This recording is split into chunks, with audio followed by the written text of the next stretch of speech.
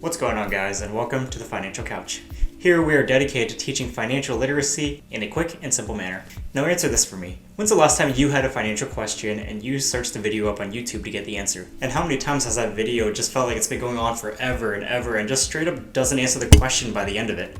Well, the answer to that is probably pretty often. My goal is to change that with this YouTube channel. I want to provide young adults like myself a quick and simple resource in order to learn about financial responsibility. It's very sad to see how many people, especially at my age range, who are just drowning in debt and just have no concept of what it means to be financially responsible. And I know it's probably not their fault, but an overwhelming majority of people around my age bracket were just never taught the importance of financial responsibility growing up. So even if you're a beginner with no financial knowledge whatsoever and have no idea about anything in the financial world, this channel is targeted at you. So if you're looking for a quick and simple resource in order to learn all the aspects of the financial world, please consider hitting that subscribe button and joining me as we get started. This is my first video in front of the camera, so I promise my editing and my camera skills are going to get better. Thank you guys for watching, and I'll see you guys in the next video as we begin our journey.